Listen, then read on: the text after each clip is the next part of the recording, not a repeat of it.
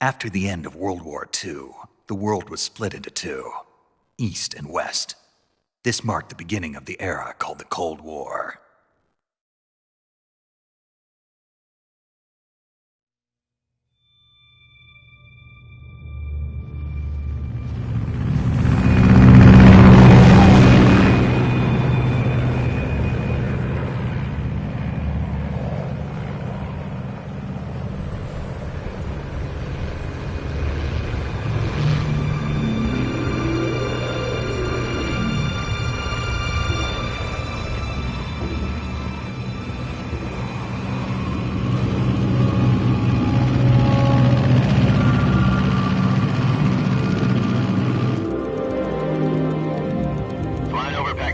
Altitude 30,000 feet.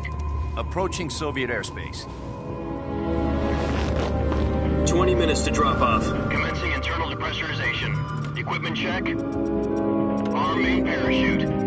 All right. You ready to go? Drop zone still showing a high pressure mass. Cav okay. Good. We've got high visibility.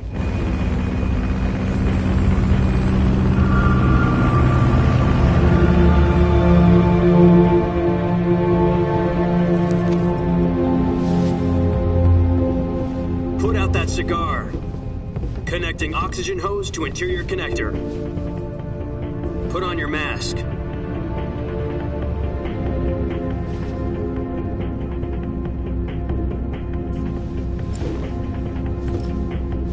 Does this panty waste know what he's doing? Approaching release point. 10 minutes to drop off. Hey, are you deaf? He said put out the cigar and put on your mask.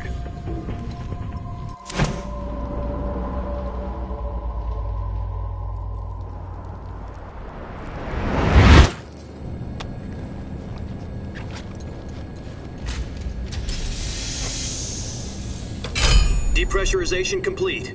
Checking oxygen supply. 6 minutes to drop off. Opening rear hatch.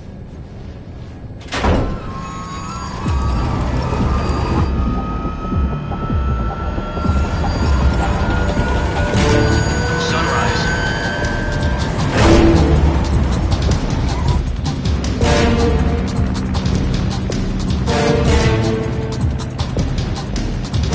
External temperature minus 46 degrees Celsius. 2 minutes to drop off. Stand up. You'll be falling at 130 miles per hour. Try not to get frostbite from the wind chill. 1 minute to drop off. Move to the rear. Activate bailout model. This is one for the history books. The world's first halo jump. 10 seconds to drop off. Stand by. Status okay. All green. Prepare for drop-off. Countdown. 5, 4, 3, 2, 1. Spread your wings And fly. God be with you.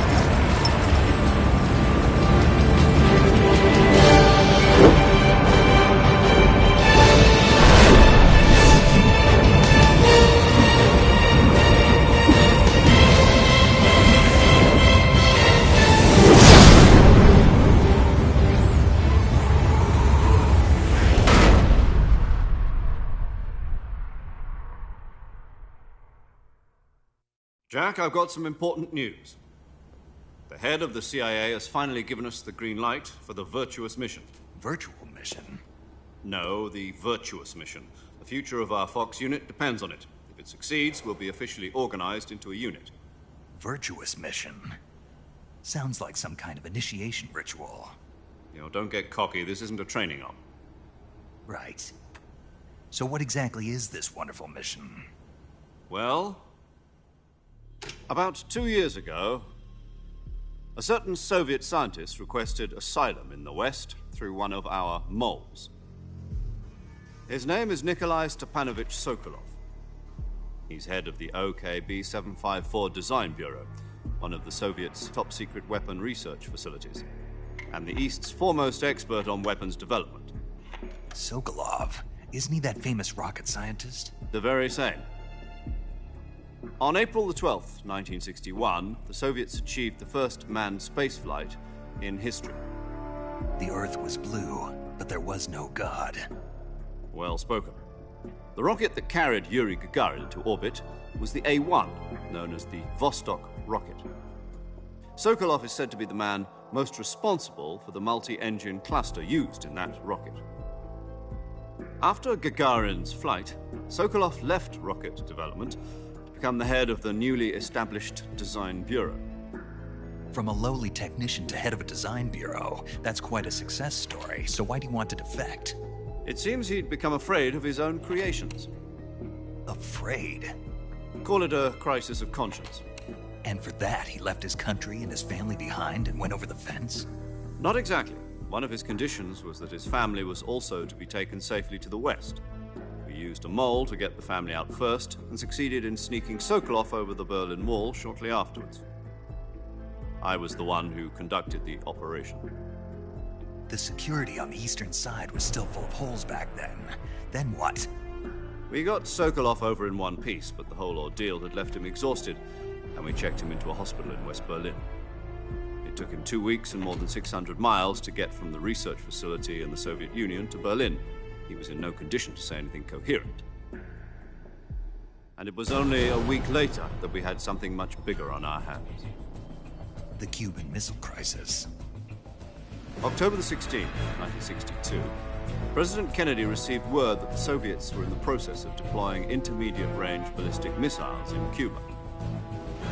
The President demanded that the Soviets dismantle and remove the missiles. At the same time, he announced a naval blockade to prevent further missile shipments from reaching Cuba.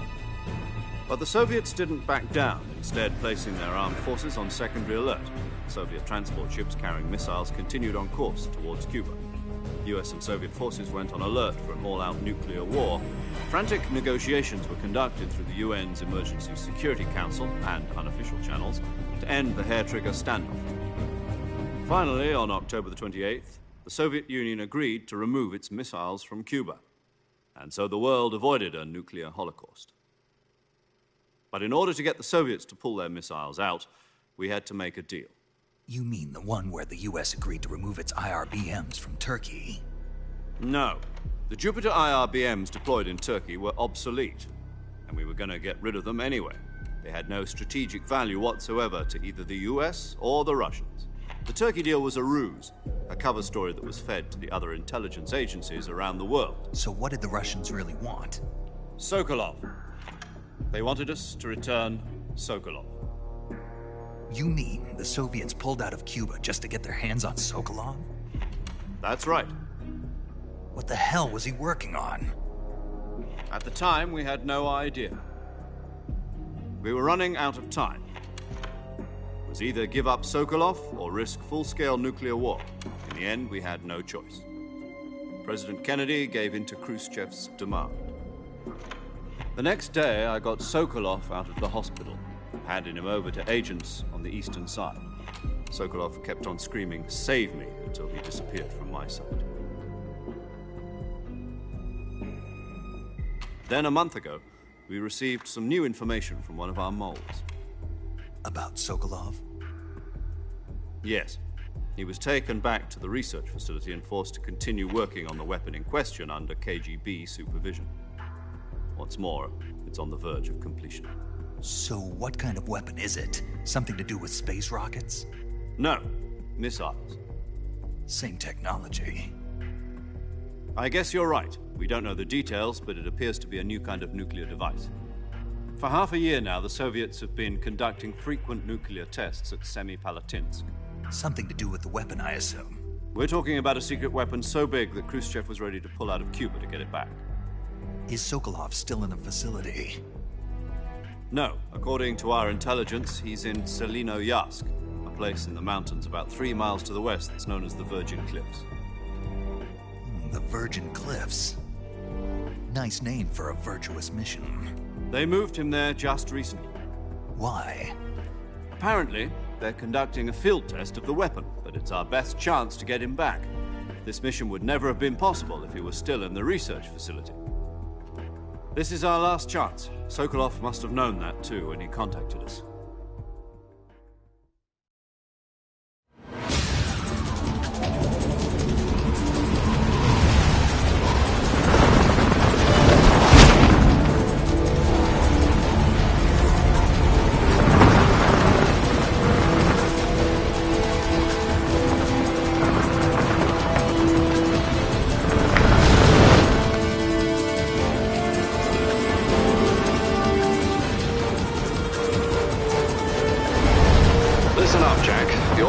to infiltrate Selino Yask in the Soviet mountains, ensure the safety of Sokolov, and bring him back to the West.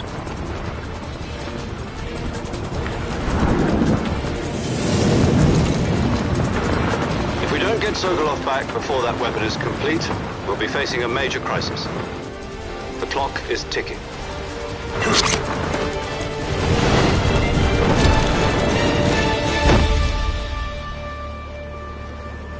Once we've confirmed the rescue of Sokolov, stand by at the recovery point. A recovery balloon will be dropped at that point. Helium will be pumped into the balloon to inflate it. The process takes about 20 minutes. Once it's complete, the gunship's arm will latch onto the balloon and pull it up. The Fulton surface-to-air recovery system. I'm familiar with the theory. Take it easy. It's been combat-proven.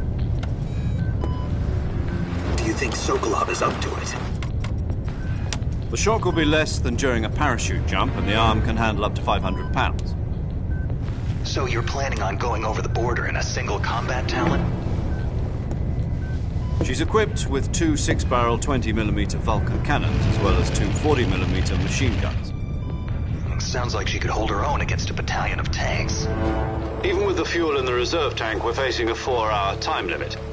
If all goes well, it shouldn't take more than a few hours. Home in time for dinner. But if anything goes wrong, you'll be eating dinner, breakfast, and all the rest of your meals in the jungle.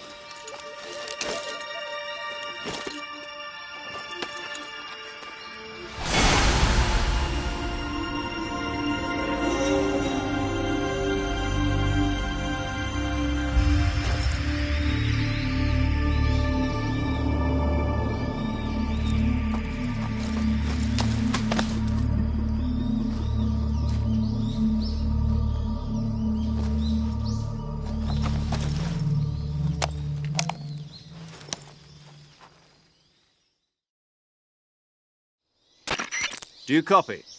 You're already in enemy territory, and somebody might be listening in. From here on out, we'll be using code names to refer to each other. Your code name for this mission will be Naked Snake. I'll be referring to you as Snake from now on. You're not to mention your real name. Snake? Oh, you don't like snakes? What do you mean? You've eaten one before, haven't you? In survival training. I'm glad to hear that.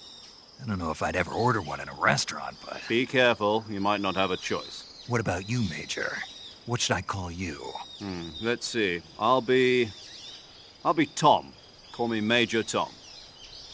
This will be a sneaking mission. You must not be seen by the enemy. You must leave no trace of your presence. Is that clear? This kind of infiltration is the Fox unit's speciality.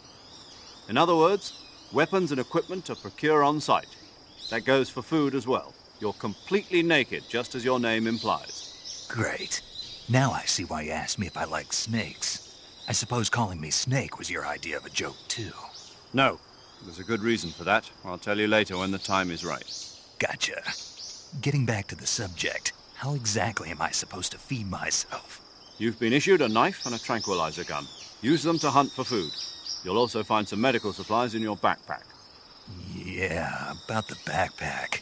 I lost it in a tree on the way down. I see. Well, you'd better go back and get it then. You know where it is? No problem. I can see it from here. It's stuck on a branch. To climb a tree, Stand in front of a tree that's covered in ivy and press the action button. I'll be monitoring your progress over the radio. We can't risk violating Soviet airspace, but I'll be in the gunship. My frequency is 140.85. I'll give you a call if I need to talk to you. If you need to talk to me, use the send function. Okay, Snake, go get your backpack.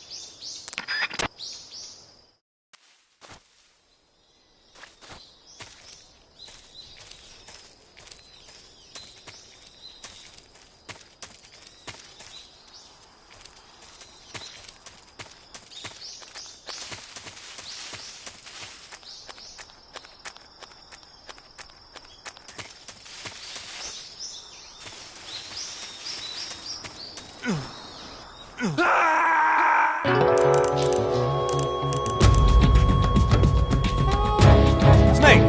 What's your status? Snake! Snake!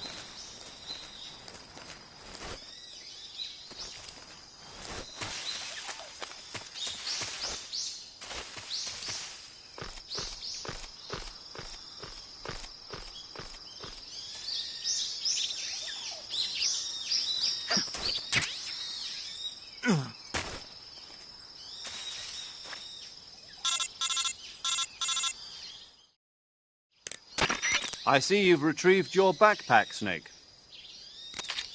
To equip a weapon, it's necessary to take it out of your backpack. In the survival viewer, choose Weapon from the backpack. Your available weapons will be displayed in a window in the upper left. From that list, choose the weapon you want to equip and press the Enter button. For other equipped items, just do the same thing from Item. Got it. Use the survival viewer backpack. Yep, that's right. Survival is fundamental to this mission. After you've been out in the field for a while, your stamina will start to drop. If your stamina gets too low, it'll affect your performance. You won't be able to shoot accurately, for example, and your wounds won't heal as smoothly. Keep an eye on your stamina so you don't run out. To recover lost stamina, you can hunt for local flora and fauna. You can use either your tranquilizer gun or your knife to hunt. My only weapon is a Mark 22 Hush Puppy tranquilizer gun? That's right. It's been fitted with its own suppressor. However, the suppressor will deteriorate every time you fire. Once its durability reaches 0, the noise suppression effect will be gone. So don't get too trigger-happy with it. The suppressor's durability is shown in the icon. Any weapons and equipment beyond what you're carrying now, you'll have to find as you go. I have to find my own weapons and equipment? Whose crazy idea was this anyway? Solo covert actions are standard Fox operating procedure. You can't leave any traces of your presence. No weapons, equipment, footprints, sweat, or bodily waste. The same goes for bullets and cartridges, too. Your presence in enemy territory is already a violation of international conventions of warfare. There aren't supposed to be any American soldiers in Russia. It could spark an international incident. You can't let anyone see you. You can't let the enemy know you're there. This is a stealth mission. You're a ghost, Snake, in every sense of the word. And there'll be no rescue if you're captured. The military and US government will deny any involvement in the affair. Then I'll just have to take care of myself, huh? I'm afraid so. You've been given a fake death pill for that purpose. SIS guidelines stipulate that soldiers on covert ops like this one be issued a potassium cyanide capsule. Tape it to your body so you can take it when you need to. How generous of you. Use it if you're taken prisoner by the enemy. It'll send you into a state of false death for a short time. Fooling them into thinking that I'm really dead. So, how do I come back to life? Just take the revival pill. You mean that thing they put in my tooth before the mission? That's the one. But be careful. If you remain in a state of false death for too long, nothing will be able to bring you back. Remember that. I'll keep it in mind. You said this was a solo mission, right? Right. I guess that means I can't count on any reinforcements. Correct. The mission rests entirely in your hands. A real one-man army. Relax. There's a support team ready to back you up over the radio. Who? I'll introduce them to you. This time, survival is of utmost importance. The first member of the support team will be in charge of monitoring your physical condition, acting as a medic, so to speak, as well as recording your mission data. She's a member of Fox as well, and she's here on the gunship with me. She? Hello, Snake. I'm paramedic. Nice to meet you. Paramedic. As in a medic who comes in by parachute. Aren't you going to tell me your real name? Are you going to tell me yours, Mr. Snake? My name, huh? It's John Doe. And they call you Jack for short. You're a regular Captain Nemo. A name means nothing on the battlefield. After a week, no one has a name. What's your name? Jane Doe. Very funny. I wasn't joking, but I'll tell you my name only if you manage to make it back alive. My frequency is 145.73. She's also in charge of recording your mission data. Whenever you want to save, send a message over the reserved save frequency, 140.96. So saving lets me record my mission data. That's right. It also records the state of your health. Good to know. There's one more person I want to introduce you to, Snake. Huh? Speaking of snakes, you remember the boss, don't you? A legendary soldier and your mentor. Actually, it was the boss that got the DCI's authorization in the first place. She's going to be serving as Fox's mission advisor. The boss is? She also helped me plan this mission. She and I were at SAS together. Jack, is that you? How many years has it been? Boss? That's right. It's me. Talk to me. Let me hear your voice. It's been 5 years, 72 days, and 18 hours. You've lost weight. You can tell just by the sound of my voice. Of course I can. I know all about you. Really? Well, I don't know anything about you. What's that supposed to mean? Why'd you disappear on me all of a sudden? I was on a top-secret mission. You didn't need me anymore. But there were still so many things I wanted you to teach me. No, I taught you everything you needed to know about fighting techniques. I taught you all I could. The rest you needed to learn on your own. Techniques, sure. But what about how to think like a soldier? How to think like a soldier? I can't teach you that. A soldier needs to be strong in spirit, body, and technique. And the only thing you can learn from someone else is technique. In fact, technique doesn't even matter. What's most important is spirit. Spirit and body are like two sides of a single coin. They're the same thing. I can't teach you how to think. You'll just have to figure it out for yourself. Listen to me, Jack. Just because soldiers are on the same side right now doesn't mean they always will be. Having personal feelings about your comrades is one of the worst sins you can commit. Politics determine who you face on the battlefield. And politics are a living thing. They change along with the times. Yesterday's good might be tomorrow's evil. Is that why you abandoned me? No, it had nothing to do with you. I already told you, Jack. I was on a top-secret mission. A soldier has to follow whatever orders he's given. It's not his place to question why. But you're looking for a reason to fight. You're a natural-born fighter, but you're not quite a soldier. A soldier is a political tool, nothing more. That's doubly true if he's a career soldier. Right and wrong have no place in his mission. He has no enemies and no friends. Only the mission. You follow the orders you're given. That's what being a soldier is. I do whatever I have to get the job done. I don't think about politics. That's not the same thing. Sooner or later, your conscience is going to bother you. In the end, you have to choose whether you're going to live as a soldier or just another man with a gun. There's a saying in the Orient, loyalty to the end. Do you know what it means? Being patriotic. It means devoting yourself to your country. I follow the president and the top brass. I'm ready to die for them if necessary. The president and the top brass won't be there forever. Once their terms are up, others will take their place. I follow the will of the leader, no matter who's in charge. People aren't the ones who dictate the missions. Then who does? The times. People's values change over time, and so do the leaders of a country. So there's no such thing as an enemy in absolute terms. The enemies we fight are only enemies in relative terms, constantly changing with the times. As long as we have loyalty to the end, there's no point in believing in anything, even in those we love. And that's the way a soldier's supposed to think? The only thing we can believe in with absolute certainty is the mission, Jack. All right, but do me a favor. What is it? Call me Snake. Snake. Oh, right. Your code name is Snake. It suits you well. That's right. The legendary unit that the boss put together during World War II was a snake. The Cobra unit, a group of heroes that brought the war to an end and saved the world. As long as you've got a legendary hero backing you up, you'll be fine. Isn't that right, Snake? Yeah, I can't think of anyone else I'd rather have with me. Oh, and one more thing, boss. Yes? It's good to hear your voice again.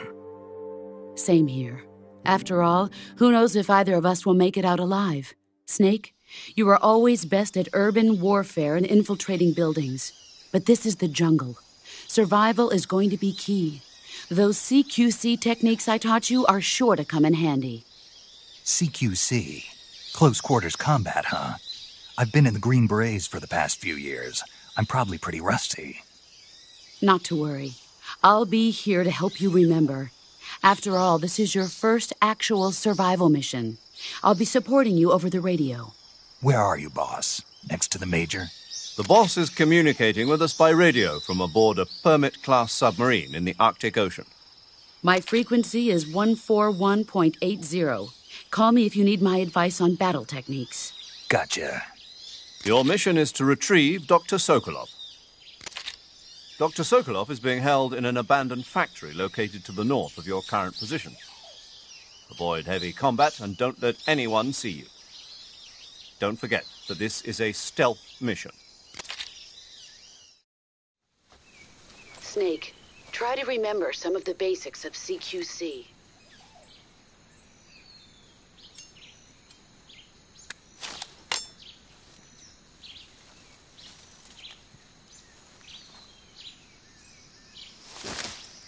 Commencing virtuous mission now.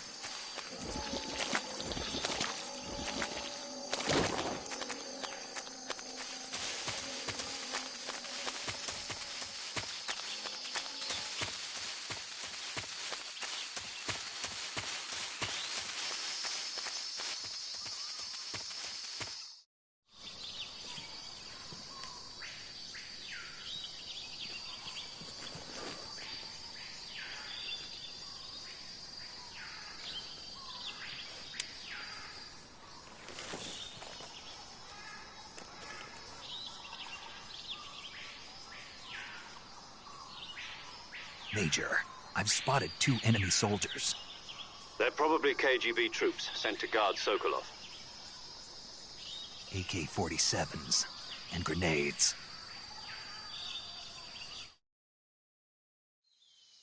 Snake, your presence in Soviet territory is already a violation of international law. You can't let the Kremlin find out that the CIA and the American government are involved. Contact with the enemy is strictly prohibited. Don't engage them in battle either. This is a stealth mission. Got that? The Major is right. The point of this mission is to sneak through the jungle without being seen. The success of the mission depends on how well you use your camouflage. Change your camouflage by selecting Camouflage from the Survival Viewer. The Uniform option lets you pick your uniform, while the Face option lets you change your face paint. Choosing camouflage that blends in with your surroundings will help you conceal yourself more effectively. Also, don't forget that anything that moves will stand out in the jungle. If you just stand up and run around like an idiot, you're bound to be spotted. But if you crawl instead, you should be able to sneak by without being noticed. You can see how effective your camouflage is by looking at the Camo Index. The Camo Index shows how well your current camouflage blends in with the surrounding area. The higher the value, the harder you are to spot, and vice versa. The key is to make yourself one with nature. Keep that in mind as you go along, okay?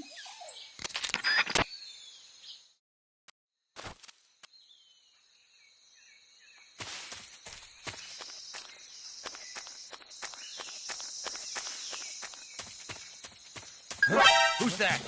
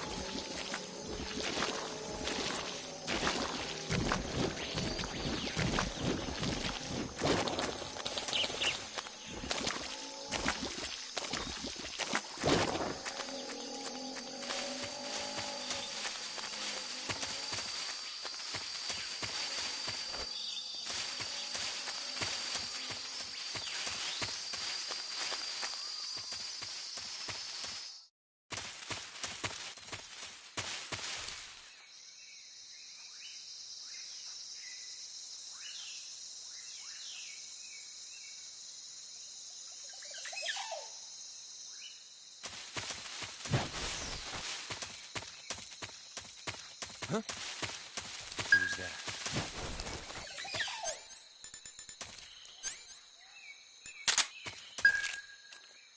Who's that?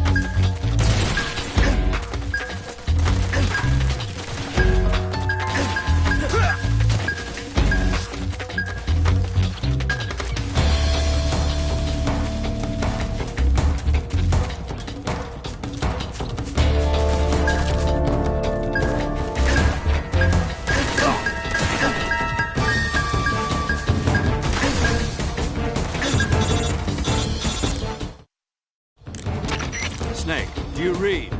Snake! Major. Snake, are you all right? Yeah, I'm okay. You're far from okay. Look at your life gauge. You're on your last leg. No, I can still... See? Snake, this is a solo sneaking mission. Do you know what that means? Yeah. No, you don't. It means there's no backup, no cavalry. If you're taken out, nobody is there to take your place. Pull out for now and recuperate. Find a hiding place and get some rest. Your life gauge will gradually recover with time. But the speed of your life gauge recovery depends on the level of your stamina gauge. So get plenty to eat, then get some rest. You hear me? Do you hear me? I hear you.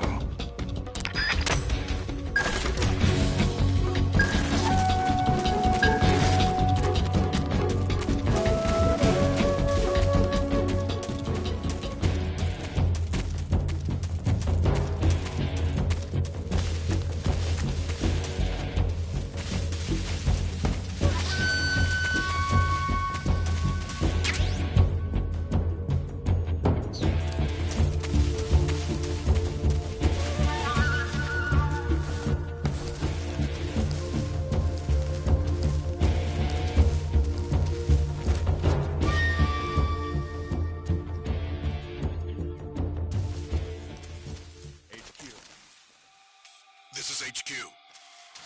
Patrol here. We've lost sight of the enemy. Commence alert formation. Acknowledge. The enemy is still nearby. Pursue and engage him.